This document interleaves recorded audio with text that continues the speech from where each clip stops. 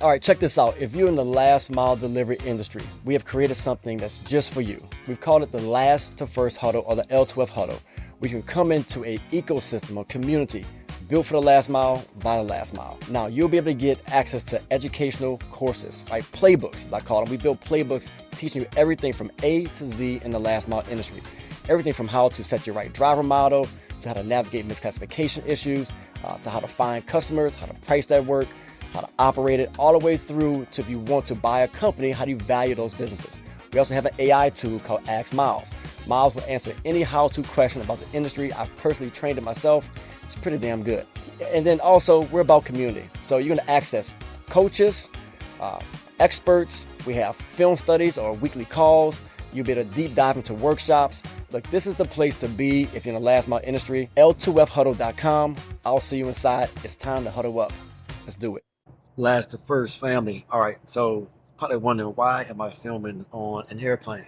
Well, I promise you that once a month, on the last day of the month, I'm going to break down what I call last down. These are the top 4 plays, the top 4 news-worthy articles or issues or trends that I'm seeing over the last month happening in the last mile. So here we go with the last down, our January 2026 edition. Now, first, I'm on a plane because I'm just coming back from the FDLA Conference. Shout out FDLA. It's the gold standard for state associations in the country. There was a conference this weekend in Orlando. I think we had maybe 75 or 80 people there, vendors. Phenomenal event, and just a lot of praise to the board and to everyone there who really epitomizes what we're trying to do with Last to First, and that is raising the value of our industry. So shout out FDLA. All right, let's get to it. Here's play number 1 for your last down, January 2026. We're going to talk about dynamic pricing.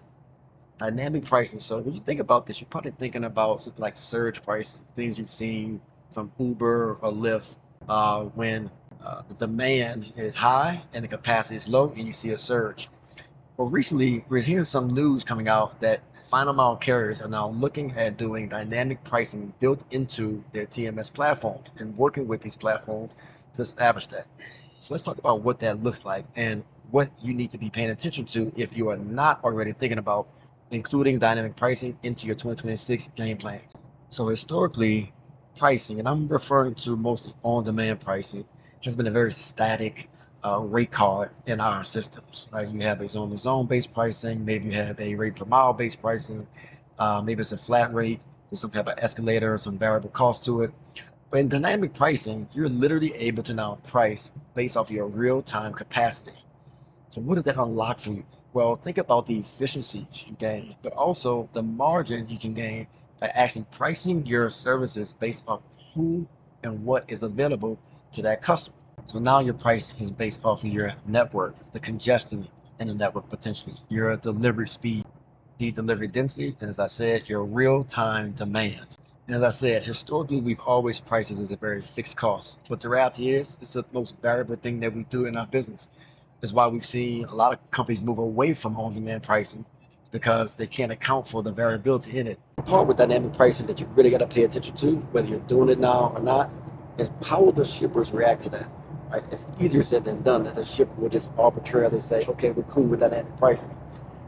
We all know it's hard to even get a 2 or 3% increase in a 3 or 5 year term contract with a shipper.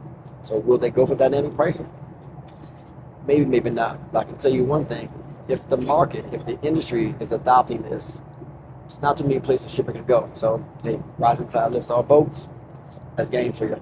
Get on board. Last mile space, and you're not thinking about dynamic pricing, put this on your radar because it's going to be a game changer.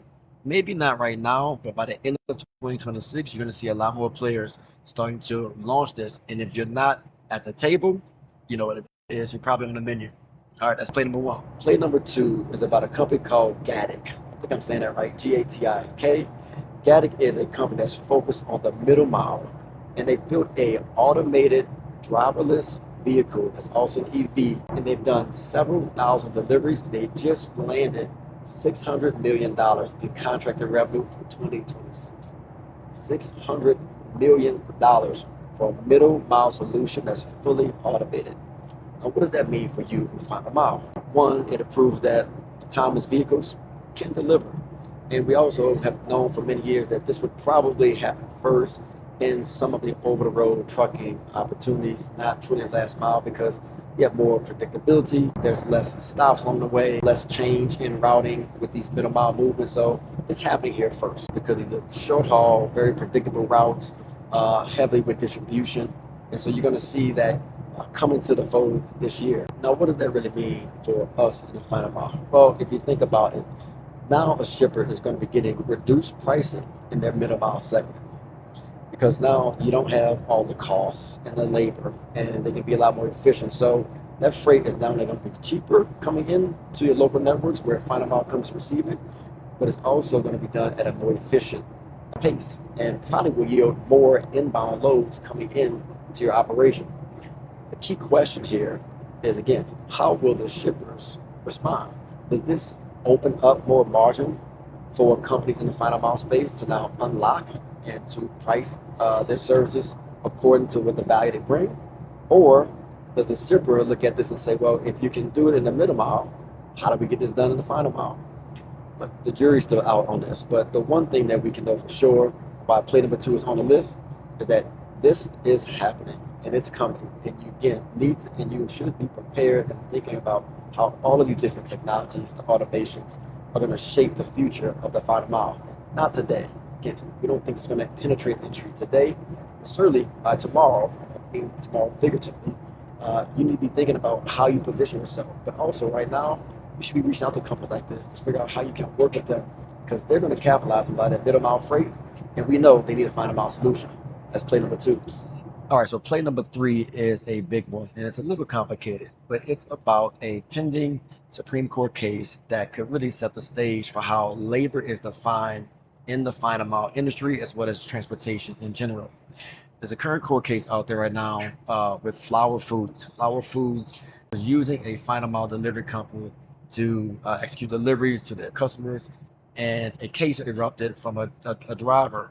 And it's around, ultimately, it's based upon whether that driver and that company, Flower Foods, can use arbitration in their contracts to force the drivers into arbitration act versus the driver being able to go and pursue legal action. Let's back up a little bit here to really uncover exactly what's happening. So this is really going to be decided about whether a driver who simply operates inside a single state, intrastate, is subject to being classified as an interstate worker. And the reality of that is, if the driver is classified as an interstate worker, that yields more opportunities for that driver to be able to pursue litigation versus arbitration. Now, really to understand this, you got to go back in time and trace the history to 1925, looking at the Federal Arbitration Act. I'm going to read this because I want to get this right. But the Federal Arbitration Act in 1925 mostly pushed disputes toward arbitration. However, there were a couple carve-outs and exemptions that allowed certain classifications of transportation workers to pursue legal action against a company if they chose to. And those exemptions were called out for seamen or railroad employees. But there's also a provision in there that has any other class of workers engaged in foreign or interstate commerce. So when you go back to this case with the Supreme Court and Flower Foods, they're going to decide whether this driver is engaged in interstate commerce. Although he is operating inside the state, the freight came in from outside the state. So technically, by letter of law, it is interstate commerce. So it's a big decision. And really the outcome of this is going to impact final mile and transportation, as I said, because look, the reality is most of us right now in the final mile space want arbitration clauses in our contracts, because we know if a driver or drivers can go straight to litigate, then that petition opens up class action lawsuits and it gets a little messy. This thing is getting a lot of attention. Amazon is even supporting this and did an amicus brief to help support Flower Foods. So everyone's got their attention on this case. So you got to keep paying attention to see what happens here. But I think it's a huge signal for the industry. You got to figure out how you're going to navigate this. If it is decided that these workers are actually involved in interstate commerce, that could affect your contracts. You're going to have to get with your lawyer to figure out how you navigate that going forward. That was play 3. Play 3. All right, we're finishing up with play number 4. Look, we got a blast from the past. USPS, the post office, is reversing course on something it did 2 years ago, where it basically ended its use of the DDU networks and a lot of opportunities where companies were blindsided when they kind of pulled the rug underneath companies. Guess what happened? They're now opening the doors back up to do business. So let's break this down. So USPS is now opening up more access to private carriers to leverage and inject freight into their DDUs, their destination delivery units. This is something that a lot of companies were doing. As I mentioned a couple years ago, significant growth happened there, but they got the rug pulled from them, and all of a sudden that work went away, and it put a bunch of companies in a bad spot. Well, the USPS realized that that was not the smart decision because they can't handle volume. They tried to do it. We all know their service is not the best. So what they're doing, they're going back to the partnerships that worked before, but they're doing it in a different style where they're actually doing a reverse auction. So the carrier now has to bid on these opportunities. Now, why would they do that? So as I mentioned, USPS is doing this because they're struggling, right? They have cost pressures, their service quality is saying as bad as probably being generous. And they need a way to get out of this rut and hole they've been in for seeming like the last decade. So they're doing this reverse auction to allow carriers to bid on its network, in reverse auction style. And this is going to allow them to see more rates. They're going to get a lot of data from carriers, and they're essentially going to leverage their network to work with more carriers to create more partnerships. Now, if you're in the last mile space, the first question is, do you even want to do business again in this space? Right? A lot of folks, and I mean, a lot of folks got burned bad. So you got to be thinking long and hard about whether you want to get back into the space. If you are, how are you going to compete and win? Because this is access to more opportunity, but again, the operators who understand their costs, really know their margins, and know how to operate at a high level, they will be successful. The ones who are not, are going to find some struggles with this. So, are you looking at the DDU opportunities coming up in 2026? Are you bidding on that work? And if you are, what are some of the things you're going to do differently this time around to make sure that you don't end up in the same boat that many folks did a couple years ago? All right, so that's our January edition of The Last Down. I hope you like these. Hope you enjoyed it. We want to give you some insights into kind of how I think about these issues, some of the hot items on the table in the last month, and give you a little sneak peek into some things coming ahead as we talk about dynamic pricing, these court cases. These are significant things that you should be paying attention to. Keep on your radar. I'll be reporting back. We'll cover the stuff on the podcast. Okay, so that is our January edition of The Last Down. And when you look at these 4 plays, these 4 issues, you know that pricing is getting smarter. Automation is moving more upstream. Labor risk is being redefined right now with these potential court cases, and more opportunities to open up with partnerships with the USPS and other products in the space. So we hope you got some good insights from this episode. Please tap in, give us some comments and feedback about what you think about this. And we'll be back next month with another Last Down edition.